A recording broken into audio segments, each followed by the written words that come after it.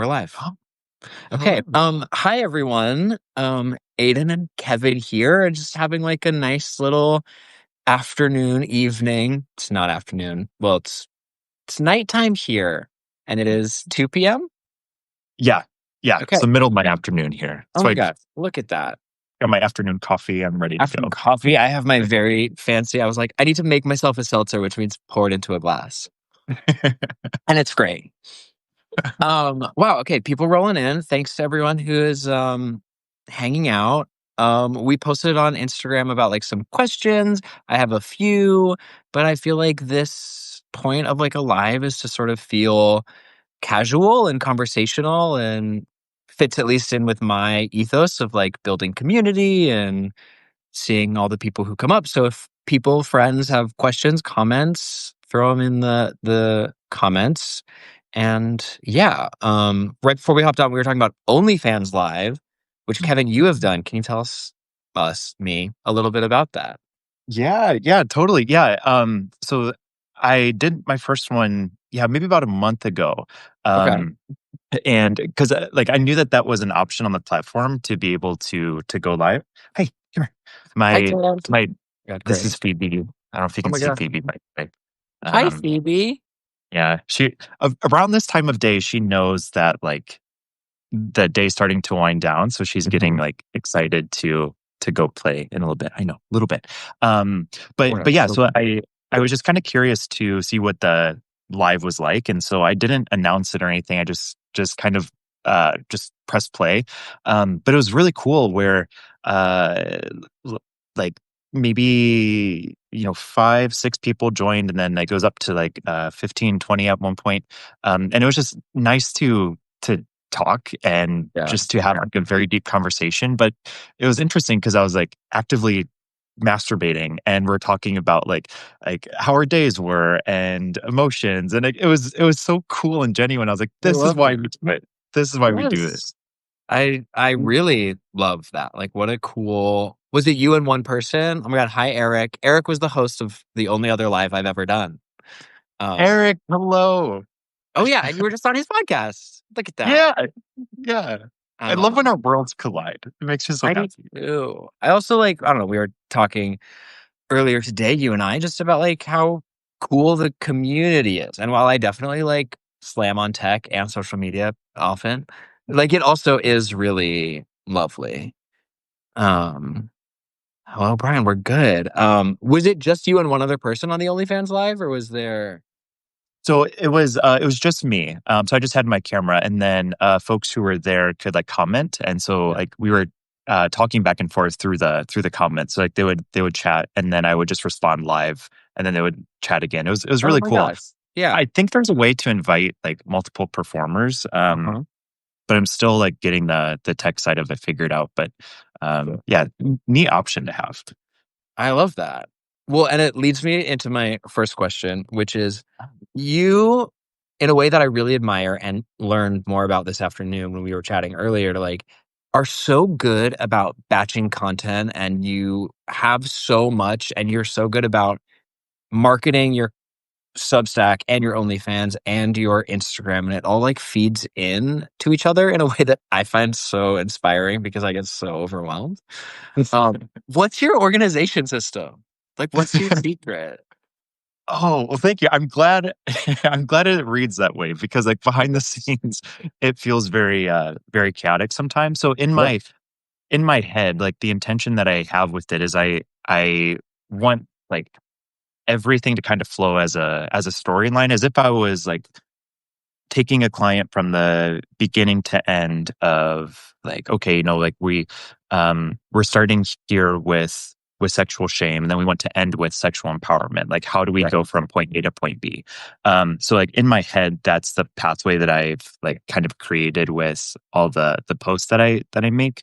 Um and so knowing the different platforms and the different ways we have to navigate the platforms, like I tried to create the content that allows the posts to be visible where they are, if that makes sense. Sure. So like, like I can't say the word sexual on Instagram or TikTok, so I have to use Yeah. other language but I can talk about the same thing that I will do like a Substack post on, just in a different way. So um, yeah. So I kind of take it from like a topic lens and then individualize it down to like platform by platform. I love that. And like, do you, oh, wait, who is, I wanted to say his name is Joey, this guy I follow on Instagram, who does a really good job about, like talking about very, very sexual things with the least sexual language.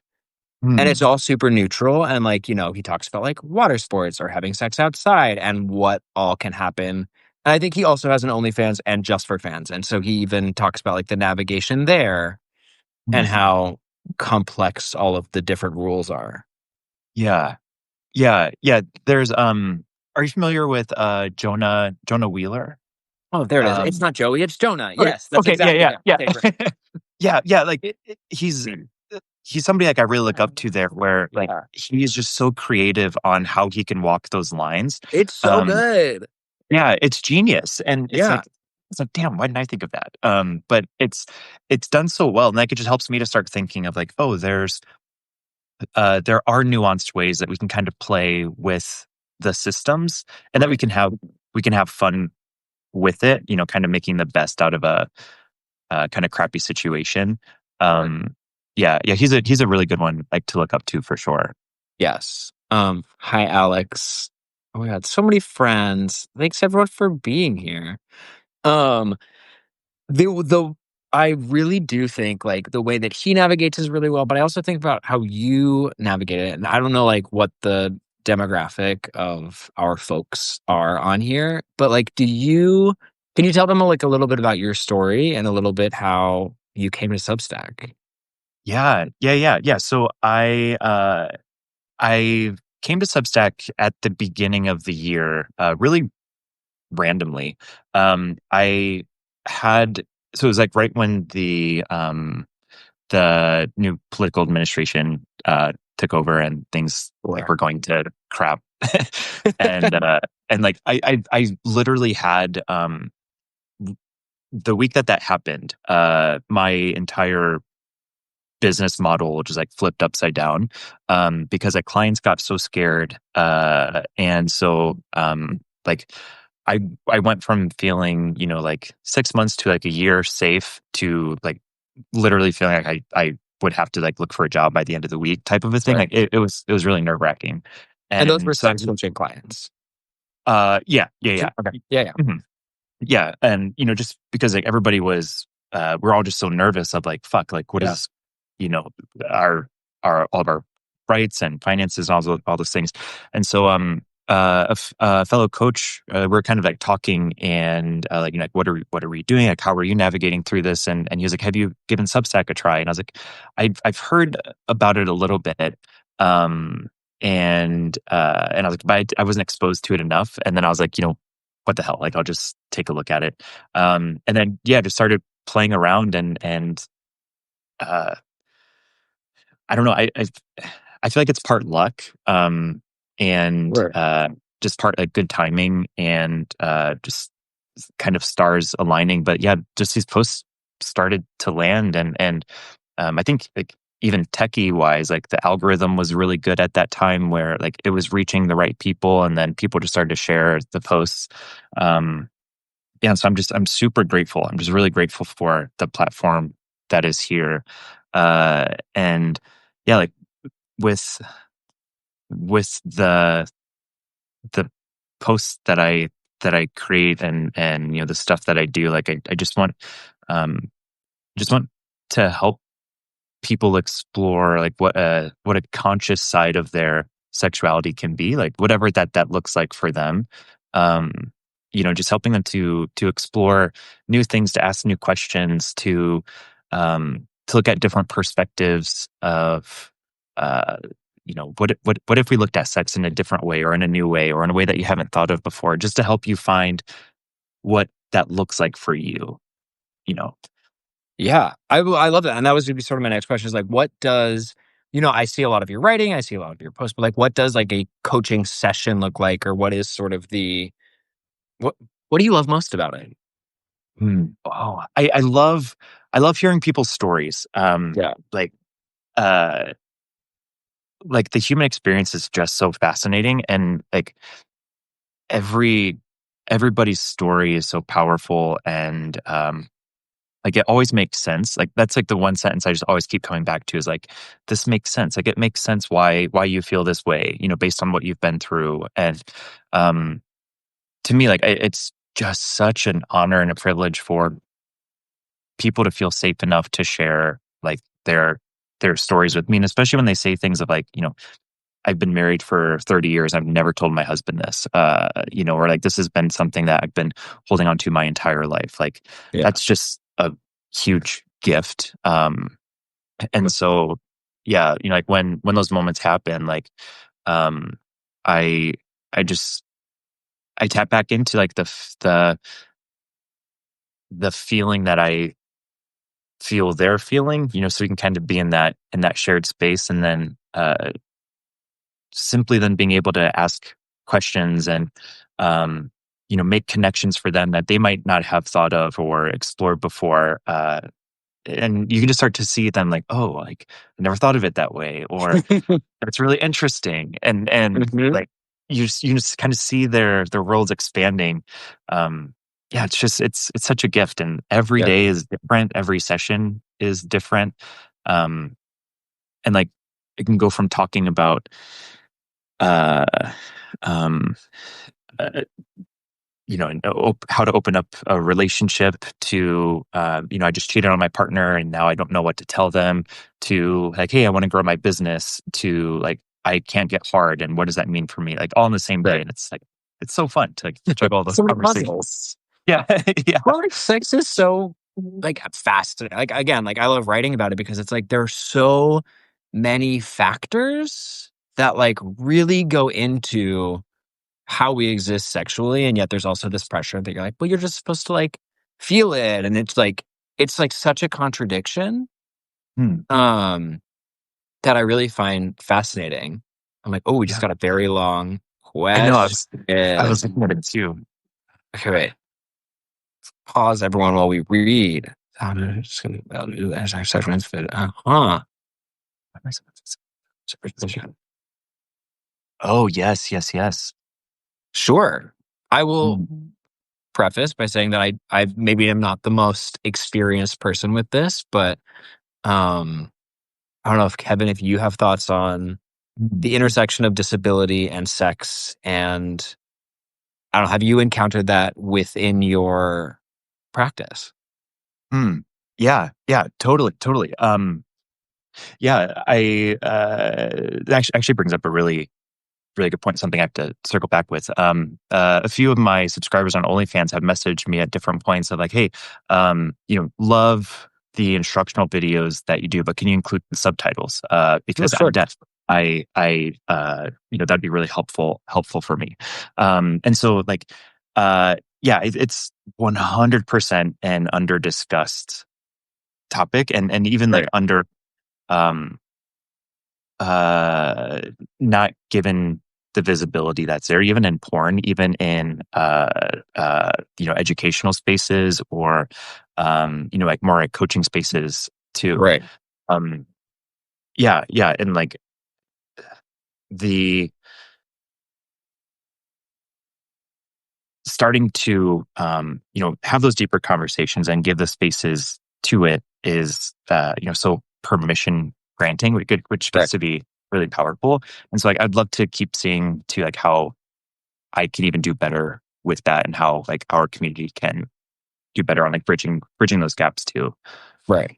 Which like really brings in also like the whole conversation about intersectionalism and sort of how we do navigate so many different identities. And like I think it's an interesting thing that I've had conversations with a lot of friends is like how how does each aspect of like the queer community and queerness maintain their individual needs and identities, with also how do we still hold like a cohesive sort of unity Mhm. as a queer culture. And there are some LGBTQ folk who don't identify with like the queer culture. And we talked about this like a little bit earlier this afternoon. Like I feel as though tech really makes us stand strong in who we feel we are, and in person really helps us sort of gain this agency back to like actually have conversations and stuff like this. And it is like a lot more stressful and like vulnerable. I'm like, oh, am I going to say the right thing? Am I going to say the wrong thing? And Mm, I think that is like a really global conversation that we should all be having. mm. Um, oh, Sandy coming in clutch too. Sandy, hi Sandy. Access intimacy. If you're looking, here's a link on what that is, or some Ryan O'Connell. Yes, I do know them. Oh, Yeah. Sandy, you're the best. Yeah. Thank you. Yeah, I will be the first to admit that is not something I know a ton about, but it's a really really great thing to cover and to learn more and see where all that goes. Oh, Yeah. bye Hannah. Oh, hi MJ. Um, yeah, I think I wonder like too, how much do you sort of see? Because my other big thought about tech and all of that is sort of how queer and more specifically gay intimacy and sexuality is sort of being shaped by these platforms. And like Mhm. I've certainly found like there are times when I'm like, ooh, am I feeling horny or am I bored? And what's sort of like the fastest way to do this? Which somebody just wrote this really excellent coaching exercise that I literally saw and was said, oh, I'm bored. Okay, I'm gonna go meal Mm, prep. mhm. But can you talk about that exercise and like checking in with your horniness levels? Yeah, yeah, totally. I think like just that skill itself of just pausing for the slightest bit of time and just asking like, "Hey, where am I at?" Whether that is like in a sexual space or whether it's with work or our friendships, like it just applies to every domain, and we've applied it uh, to all other areas. Like we have, especially in like in the wellness world, in the mindfulness world, like those check-ins and that self-care side is very, very pronounced and it's given Yeah. it space. But we haven't applied it really like in a sexual space, but like it sex is one of the domains of our life as well. And so at least like simply check in with it where um I tell clients this all the time of like, what would it look like to neither force it nor deny it, but just to see where it's at. Right. And like, getting curious and maybe seeing like what's that layer underneath. Like you said, like that example was so good of like, I feel like I might be feeling horny, but am I really? Kind of like Right. double asking it, um, like is that the full picture? Sometimes it is. And it's like Right. I just need to get off, or sometimes it's like actually no, I'm feeling really lonely and I'm looking for a void, or I'm looking to fill that void. And like that, why I love that as a practice is that doing it over and over and over again starts to build the skill where you get to learn your own nuances and you get to figure yourself out a little bit. Like um just personally, like one of my like I wouldn't necessarily call it a rut, but it's like a routine that I'll get into is like at the end of the day before bed, like I'll just jack off and I'll watch the same things. I'll kind of do the same routine.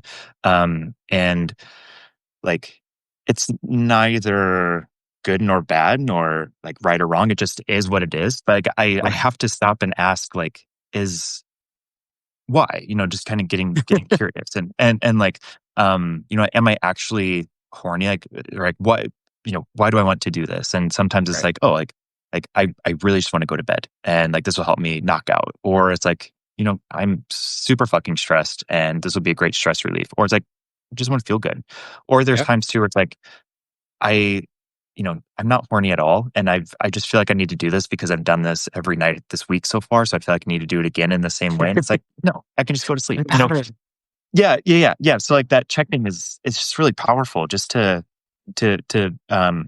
go from that space of automaticity to like choice and Yeah. consciousness.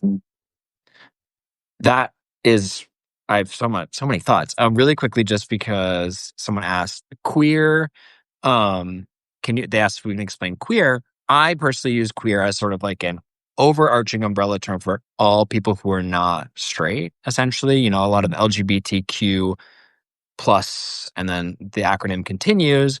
A lot of people feel like that's a little bit unwieldy. And like, I personally have a lot of friends who, as they date or are partnered with people along the gender spectrum, they're like, well, am I a lesbian if this person doesn't quite identify? So queer to me is sort of like a nice catch-all. Sometimes it applies, sometimes it doesn't. I try to be really intentional about how I use gay and how I use queer.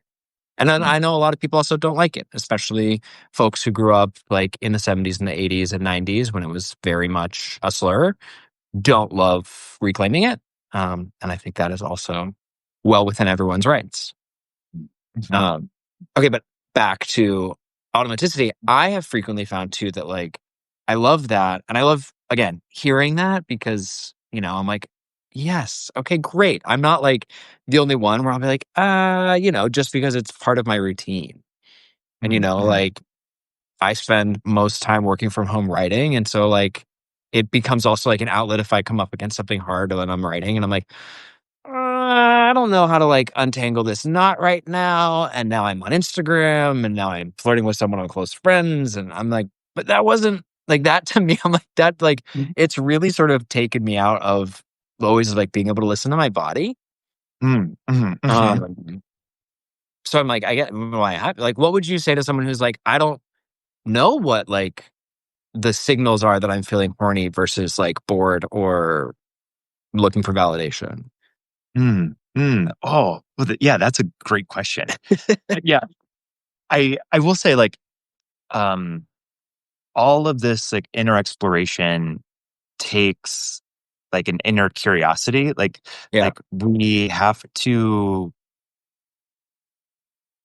be open to asking these questions and to start seeing that like asking the questions themselves are a process. Like we're not going to figure it out all today, but and this kind of goes back to as well of like just one of the cool things about sex. I think we are talking about this earlier today, where like sex itself is just an experience or an experiment, you know, and we get to learn Right. from it. We get to see like what what felt good for us, what didn't feel good. You know, it's all the data points. And so like the more that we stay like open to exploring that, like we can also then look back on our experiences over time and be like, oh, you know, I've pinpointed and I can see these patterns where um uh you know, I might have an erection, but that erection feels different when I'm just physiologically horny versus when I'm Sure. bored versus when you know, I'm externally stimulated or something like that. And so like we can start to put those pieces together and make that own story, uh, that storyline for ourselves of like, oh, this is how I learned that I operate. Um, if that makes sense. Yeah. I also love like treating it I love data, but treating it Mm, as data and like I had never really thought even about like, yeah, okay, if I'm hard in this situation, but more hard in this situation, or like sort of what are all of those like buttons that are being pushed? mm, mhm, Mhm. And sort of using that as a learning as opposed to just being like, I don't know, that's my thing. mm, mhm. Yeah. Um, what did Sandy just Yeah, say and about hookups, sex for validation as an outlet to overcome rejection in other areas? mm, That is complex. mm. Do you wanna take this one first? Do you have Yeah, yeah, thoughts? yeah, totally. I think, like, using sex for validation itself has a negative connotation to it, where, like, we hear that and we're like, "Oh, that must be a bad thing." But not necessarily, because like, Yeah. humans themselves, like, it's literally written in our DNA that we need, like, validation. Like, that helps us to connect with other people, it helps us to know that we belong, it's all part of, like, our social wiring and stuff.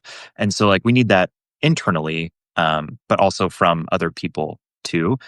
And, so there are times that we're going to need that, and, like, there are times where, um, having that external validation can help us to, um, work through an inner challenge that we are exploring. So for instance, like Yeah. I think as outlet to overcome rejection. Yeah. So say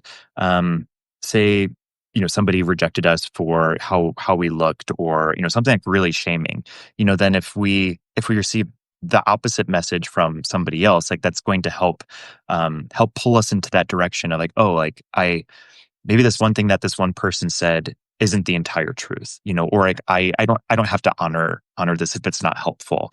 Um and but like where I think we want to be careful with that is like the external validation piece can feel really, really good, especially on the brain. And so like it can start to be like candy where um like we want to chase it and it feels good fast. Um but then if it's not being matched with that internal validation, like um it's going to be that dangling carrot thing of like we're always going to Right. be like looking out for the next part. And then before we know it, like we could start manipulating and changing our behaviors and the way that we move about to receive that. And then we're becoming disconnected from ourselves too. So Oh. it's very complex. And like, because like, there are definitely times where like if I'm feeling really down, sometimes I may be like, you know, I need to know that I Yeah. matter, and that sometimes like if I'm having like troubles with my body, that like okay, yeah, like I'm going to share this photo because I hope somebody will say like, hey, you look kind of nice, and that will feel good. Right. But like, for me, if I know that and if I'm aware of that ahead of time, of this is why I'm doing it, and that it's isolated to this instance, like then I know, Sure. okay, I see the larger picture. But again, if we're kind of automatic to that and not conscious, not checking in with it, that's where it starts to get a bit webby. Yes, I know. It is funny, like, posting a picture, like, especially like if you think about like close friends, like having a husband to also be the witness. So I'm like, all right, well, if I'm gonna need validation, he will know that I'm needing validation. Which Yeah. is, he's like, oh, how's your day? I'm like, whatever. Which Mm, I do love. But it's really funny. I'm watching Sex in the City for the first time and just watched an episode about threesomes. mm. And oh my god, I'm gonna get slammed for not knowing the names. Charlotte, Miranda, Samantha. and Samantha and Carrie. But I'm like, which one is short hair? Is it Charlotte or Miranda? It's Miranda, right? I Okay, think it's Miranda. Joseph. So sorry if you're ever watching this, and I feel like I know. someone's I gonna correct us in the was chat. like looking in the But comments, like hopefully I somebody know, will. like, please. Okay, Miranda. It is Thank Miranda. you, Yeah. Sandy. You're the best. So she's like upset because the other three girls accidentally don't like they say that they wouldn't really want to have a threesome with her. And so her whole arc is so she goes and like puts ads and answers ads in the paper to find a couple who wants to have a threesome with her. She gets the validation and then she leaves, which is terrible, but is very much like that of like, okay, if you're not getting this somewhere and you have an objective of like what you want, is it so bad if you go out and seek that, especially if it's from a place of learning? And, she was in like therapy the whole time and she's like, no one wants to have sex with me. And I bet it could be very healing to finally be like, oh, if I search in XYZ way, then I can find this thing. Mm, mhm. Yeah, yeah, yeah. And I think like with validation, like a good question to ask yourself is like, what am I validating? Like, Mm. um, and like, why, uh, why am I uncertain about that in the first place? If that makes sense, Sure. like, Yeah. because I think like that gets to be more of the root of it of like, okay, this is what's actually going on. That external validation might be a band-aid, Hmm. for that moment, but like, we need to spend some time here then too. Like there's Right. something deeper there. And I think what you said about like doing it a few times intentionally is very different than it becoming like candy. And have you heard of Skinner's pigeons? This is like I oh it's about like gamification. So it's very big okay. again in the tech world. Hmm. But like the spark notes is there was this man, Skinner, and he had pigeons. And his whole thing was he was like, I'm gonna test their behavior. And so he picked like a random thing that they did and then gave them food after they did it, like extending their wing. And then he gave them food.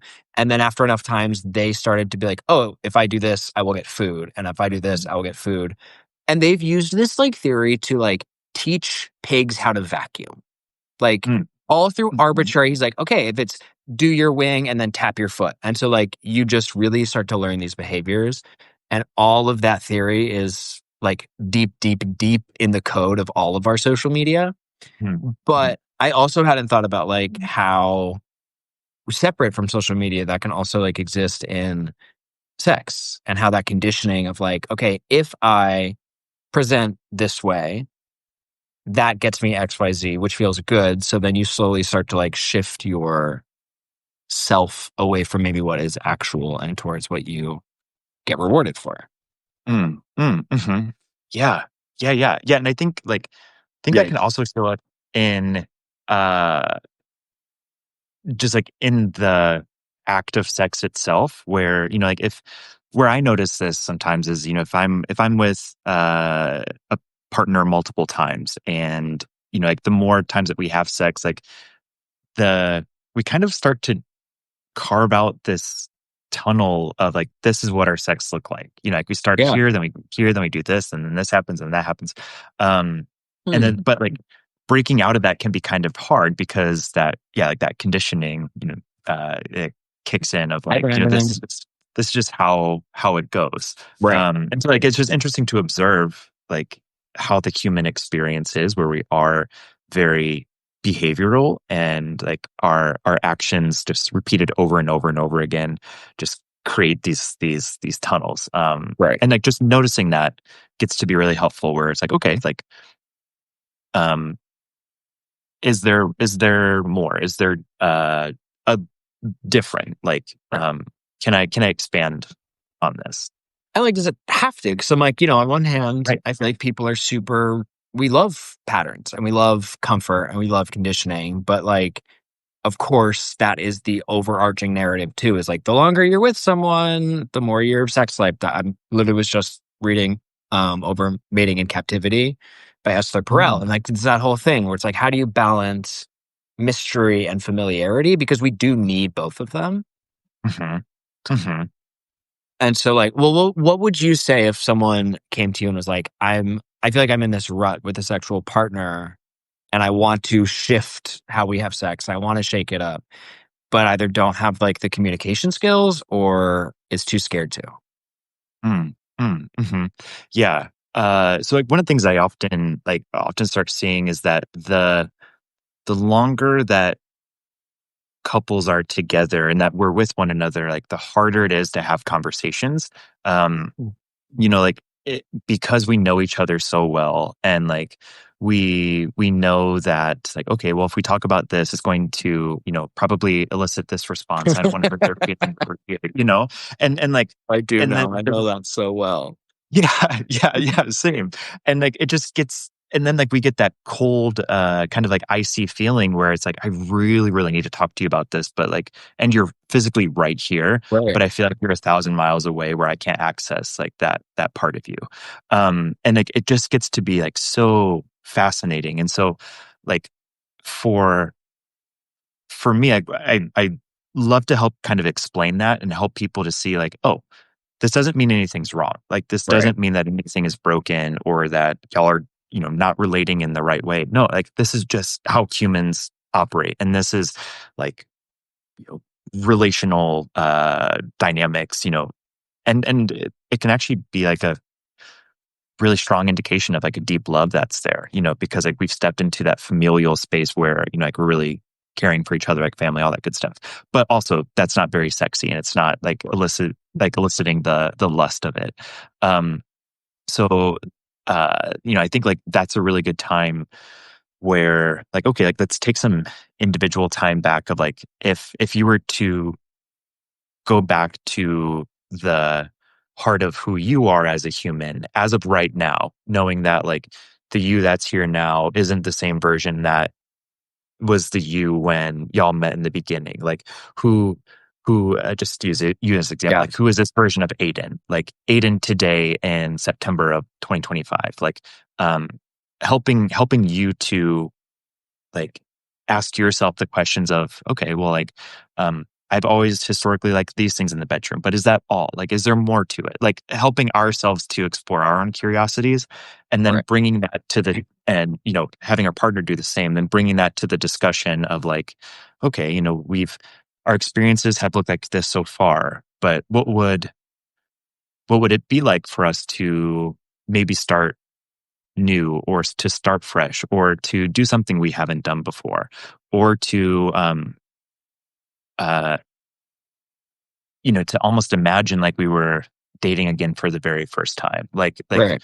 we want to instill like as much newness and novelty to kind of stimulate that um that growth again. I love that. And like from even like way not way past, but like out of the sex lens, I think what you said really resonates because I'm someone, Casey and I are both very good communicators and we really communicate in the same way. And I think that is really important. Because even if we don't always like get along or agree, like we at least feel like arguing and discussing in the right framework. But I definitely like even I could point to like something like last week where I like had a feeling and I didn't say anything because I was like, well, I know how he's gonna respond. Mm, And then later mm, I was like, well, just by the way, like I'm a little bit upset about this. He's like, well, you should have said something. And I was like, mm. I know, but I didn't because I knew how you were gonna respond. And like and it was totally on me of being like, I really did, something Casey once said of I'd say like 4 years ago, like halfway through where we are now in our relationship. He was like, you do sort of have to like give me also a chance to change, you Mm. know? Oh. And I think like that really says something where it's like, yeah, I'm not the same person I was then. And if you keep operating on the principles from 4 years ago, you aren't actually giving that person a chance to do the things that you may have asked them to do, which I still find really hard. Mm, it's so hard. It's so hard. Like, uh, oh, that's so good though. I know. Good Shoot, job, Casey. yeah, yeah. Sarah Bareilles has this song called like "I Choose You." It's from her shoot, I forget what album it's from, but it's somewhat old by now. But like I always think of like that song when I think of like how I want relationship, like the ideal relationship to Right. me, is just like every single day, like choosing each other over and over again. Where like, what would it look like if when we woke up, if we literally turned to each other and be like, okay, like, do you want to do this today? And it's like, Right. yeah, like let's do it. But like, what does today look like? Like, Right. if like visualizing a calendar, like blocking out every other day where like it was just this day on the calendar, like what would it look like to learn and Mm, to be in relationship with this version of you, and knowing that this version isn't the 4 year ago version, it's right. not tomorrow's, and it's not yesterday's, like I think like staying in that such of a conscious space like helps us to remember that, oh yeah, life is always changing, we're always responding to uh evolutions in life, like I'm growing, you're growing, we're growing together, which means the relationship is different. And so like how are we going to navigate that now? Hmm.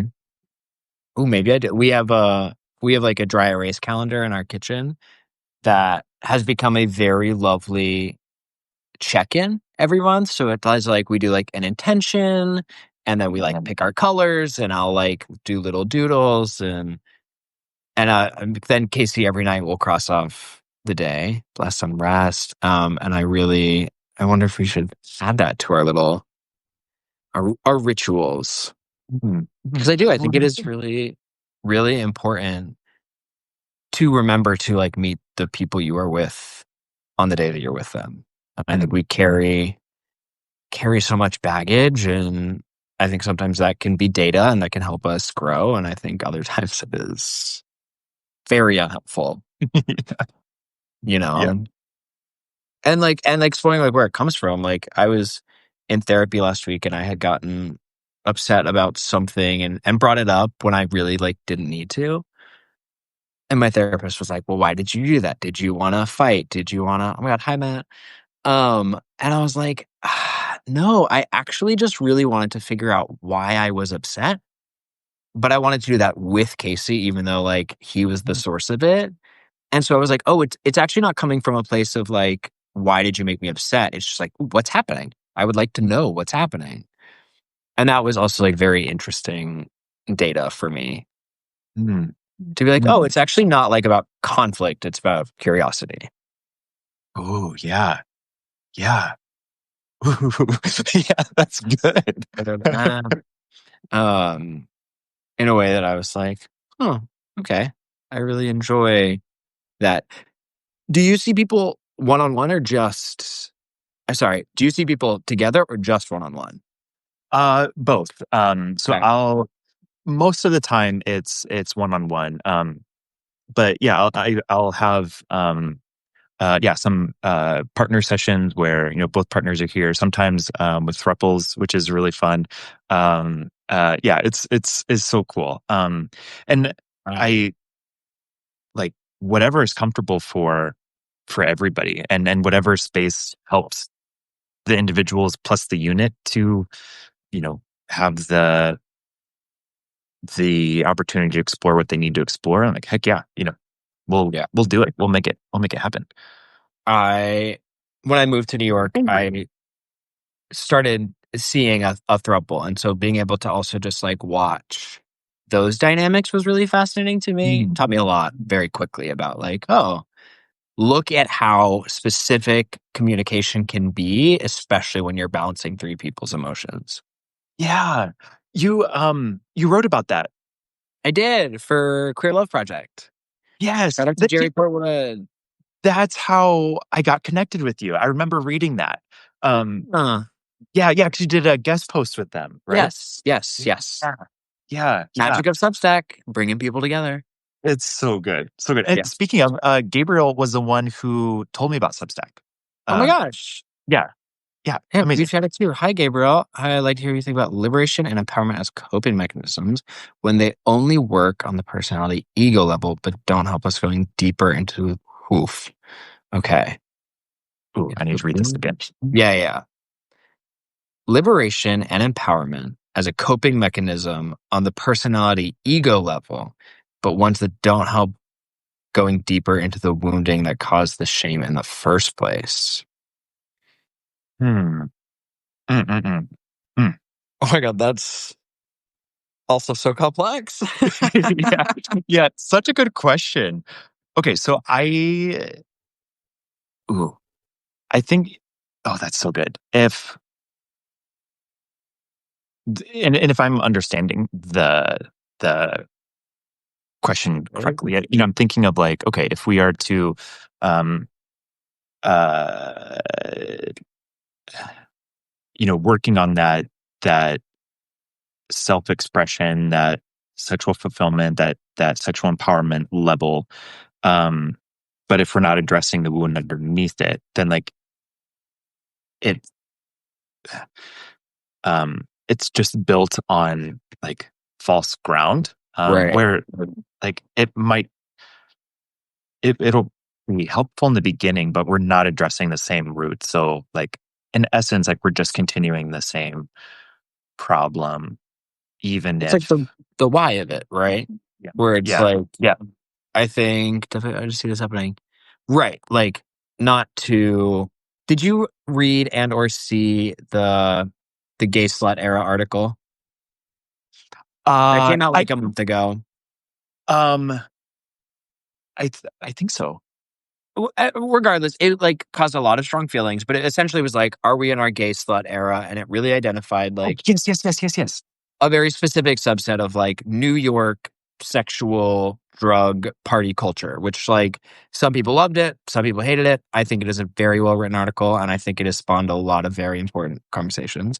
But it's like my friend was talking, he's like, well, that is one wave of like sexual liberation. And if we are owning it and flaunting it, and then of course maybe making that visible because we are all on the internet, like, is that okay if it's just for ego and validation, or do we need to do that deeper work of finding community, of asking those hard questions? Mm, I think that's the question. mm. Like, Yeah. Yeah. and what do we I do? think, yeah, I think so too. And like that brought up an example of like, I was having drinks with a friend and somebody I just absolutely admire a couple weeks ago. And, um, uh, he's in a different industry and like we're just talking about each other's work and he's like, hey, like I just want to say like, I really like the work that you do, but he was like, I can't say that it applies to me. He's gay. And but he's like, I don't have shame. And he was like, I've really looked inside to see if I did, and like I've dug around and I was like, you know I don't, and I can say that that's authentic and that's genuine to me. And so he's like, I can't say that your work applies to me, Good brand. but thank you for it. And so I was like, that's amazing. Like that's incredible. We're Yep. not everybody, of course, is going to have the same experiences or the same, the same things to explore, to look at. And so, even if a lot of the times we might be, encouraging that depth and that inner work, um, yeah, we should always at least check in on that level. But sometimes there might not be work to do there, and that's amazing and okay too, I'm good for him. right? Uh, and yes, I think Brandon also has a great point of like, he said you could look at the liberation empowerment as fake it till you make it, which Mm-hmm. again, like, I think a lot of what I keep coming back to is how do we exist in certain systems that we cannot change, right? I think I think there are elements, or rather, I feel like the first point in starting to try to change those is like interpersonal relationships and self. And so like sometimes if the sexual liberation is like the validation that you need to sort of pivot this way in order to feel confident enough to do XYZ, I think there is like a real point for that. I think, Mm-hmm. as the time goes on and you ignore maybe the other questions that you could be asking, maybe it's time for a deeper look. But also, like, the world sucks right now. So if you want to go have a lot of sex and party and like do a little bit of escapism, I can't judge you. Yeah, yeah, totally, totally. And like yeah, yesterday I posted a couple videos on this too of like, um yeah, where we do a lot of like deep and inner work, and also like, what if it was all just fun? Like what if sex was just playful? And like, Which, yes, I love that. yeah, and like it can be all of it. And that's what's like kind of going back to like what makes sex so fun is that it can be all of these different things, and it can be different things for different people, and hold different spaces and meanings and emotions, and like um kind of going back to the check-in, like as long as we're just checking in with it and seeing what's authentic and genuine to us, then that's the golden key. Well, okay, Hi, here's Ricky. a tricky next evolution of that. Because again, like I think probably a big reason why that article got so much controversy and attention is because it also dealt with like the drug aspect of gay sex. Mm, And right, like, is there a line at which that aspect is fun until it's not? Are there like certain calibers? Obviously, this has no answer and it's like very complex. But like in a weird way, like that does feed into the sexual liberation of where we are now, you know? mm, That like I feel like I know a lot of gay men who are like, well, I can do drugs safely. I know what they do to my body. If, like I have friends who like G who are like, well, it is better for my body than drinking. And I do it mm, really responsibly. So, and there's just like so much stigma and intense feelings about that. yeah. What are your thoughts? Mm. I yeah, yeah. Mm. Tell me more. Yeah, no, like it's you hit the nail on the head. Where like very layered and Sure. individualized, like from one person to the next. Um, uh,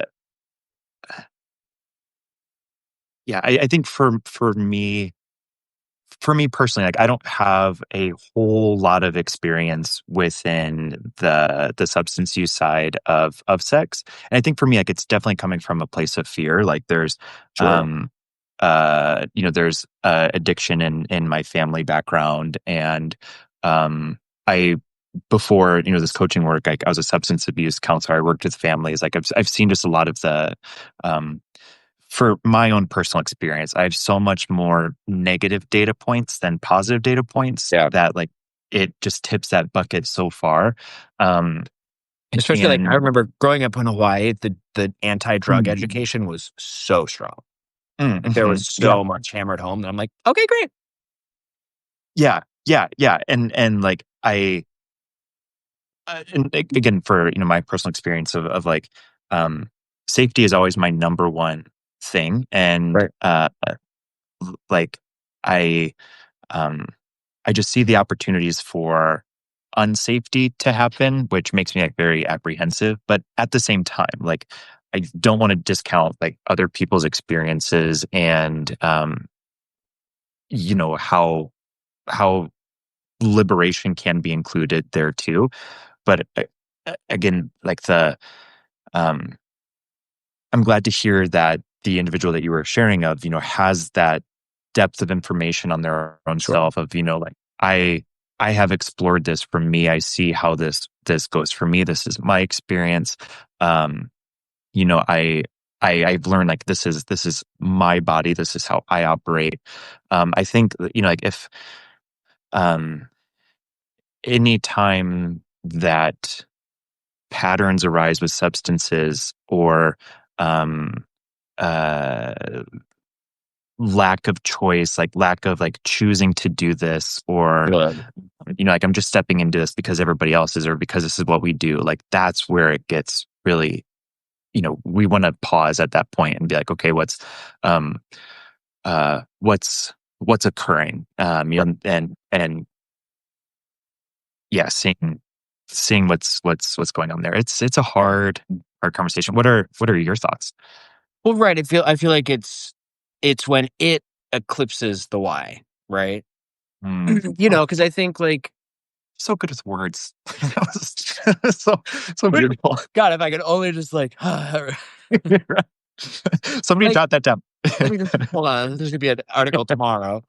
Um Right, like, because again, it's like, like, sometimes there are moments when, like, a little bit of, like, a slightly altered state can make you feel more safe in a way, right? Like, if you're like, "Ooh, I'm gonna smoke a little weed," and that, like, loosens me and it turns my brain off, it, like, whatever, as, like, an intentional choice. But I also think, drug usage is much more prevalent among gay men. I also feel like, especially in New York, like it's very part of the culture. And I think I'm very grateful that like the drugs that I have done, I've done very safely and with people who I like really knew had care for me. But then also I've been out and seen terrible things. And I've been like, "Oh, why would I ever feel the need to go past that?" And then also check my own privilege of being like, I have shame for sure, but like minimal amounts. So I don't know their journey and their struggle. And I think is like everything is a very unique thing to each person. And I think if you can look at the why and make conscious, informed decisions, eh? I mean, there's no like clear answer. Yeah, Um, yeah, yeah. And like that's everybody's autonomy. Like Right. everybody gets to choose for their own self. Um,